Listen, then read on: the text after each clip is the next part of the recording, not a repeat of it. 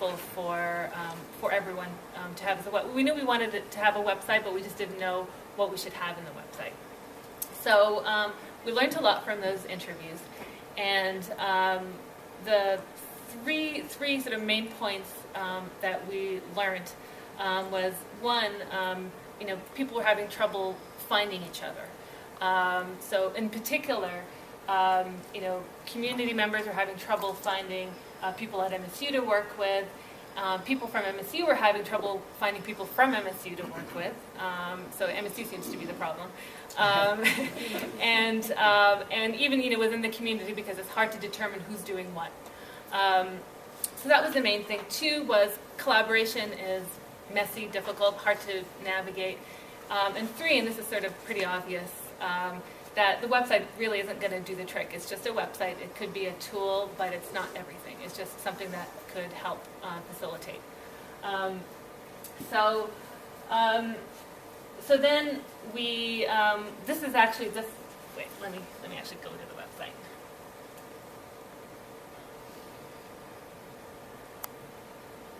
So this is the website we came up with.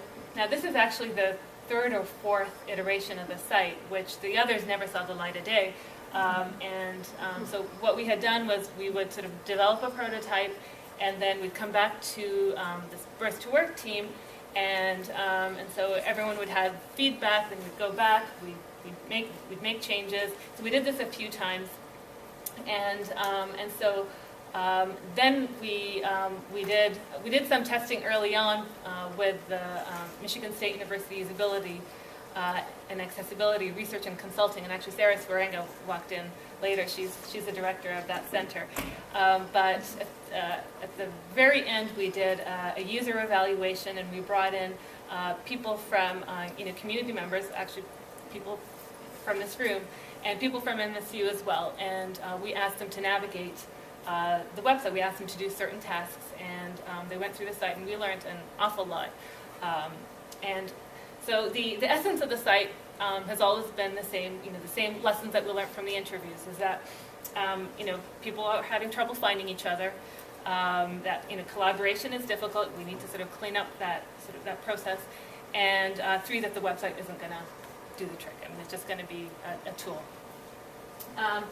So this is the website after that whole 2+ years of deliberating and talking and doing. So this is what we came up with.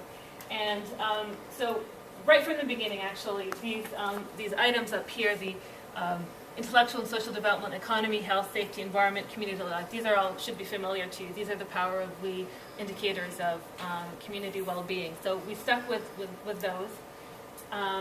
And the bulk of the content of the website is within those pages. So I'll just go, let's say I'll go to intellectual and social development. Okay, and all of those different pages, economy, health, safety, environment, community life, they all have the same structure, but the insides are different. So they all start with this blurb about what we mean by intellectual and social development. And then we have some links here under more. What are the community identified goals that help children, youth, and young adults succeed in the global knowledge economy? What are the exemplary factors that support children, youth, and young adults? And what should our community invest in to better prepare children, youth, and young adults? So I can just click on one of them. This is the community goals. So we articulate the community identified goals for young children, youth, and young adults.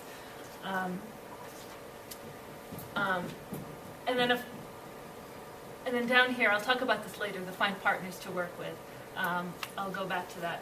So every page also has this coalitions and partnerships. So we list here, again, we separated out with children, youth, and young adults. So we've listed all of the coalitions and partnerships that fit under intellectual and social development. So if your organization, you should go in and see if your organization is represented there. If it's not, then, as it says in the top of the page there, this is a community-driven website. If you're aware of other resources to include on this page, please contact Michelle Nicholson if it's related to children issues, and Angela Austin if it relates to youth and young adults. So if your organization is not represented on these pages, then please contact Michelle or Angela to make sure that we get it on. Or if you know of other organizations that should be included, please let us know. And then I will go to resources. Resources, again, it's these just some resources that might help everyone in their work that relate to these different areas. Once again, if you know of resources, please let us know and we'll add them because this is supposed to help everyone. And then profiles, I'll go back to profiles. So once again, going to that point of, we want people to be able to find people so that they know what they're doing so that you could actually work together. So you could go in and add your profile and indicate which area, we call these sort of areas of interest, which area you are interested in, and indicate, whether your work interests relate to children, youth, or young adults, or all of them, doesn't really matter. You could have an interest in everything, it really doesn't matter. And then you can put in a little blurb about, there's your contact information and a blurb about, what your work interests are. And the whole idea is so that you're putting yourself out there, because if there's other people who are interested in working with you, they'll be able to find you, and vice versa. So, for instance, with intellectual and social development, so far these folks here have put in their profiles and indicated that this is what they're interested in.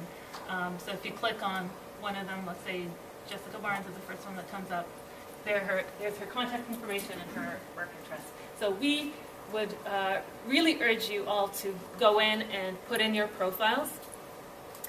In fact, we're just booting up a couple of laptops. So after we're done, if you want to actually put in your profile today, you could do that. So I'll just unplug them and place them in different parts of the room so you could do that.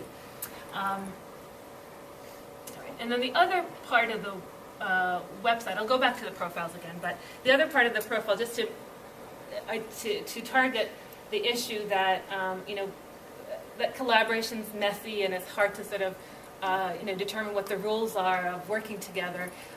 We have these guides, and so if you click on contact a guide, for instance here, view all the guides. So the guides can help you navigate this whole process of partnering and working together. So you can actually watch videos. There's a bunch of guides here already. Angela's one of the guides.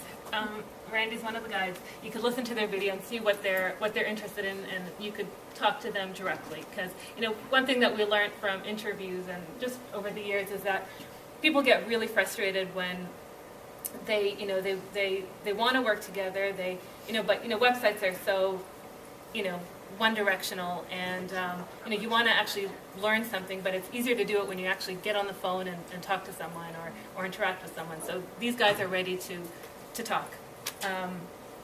So back to the profiles issue. There's a number of different places you could access the profiles. So I'm going to go back to the home. You could either go to the area that interests you. So economy is your area. Click on economy, scroll down, and then click on add your profile, and you can add your profile. Yeah, I'm just trying to think if there's anything else. If you want to learn more about the science behind, birth to work, under about, you could go to approach, and we've actually even got a couple of videos. No, sorry, is it under approach or it's under? Where is it?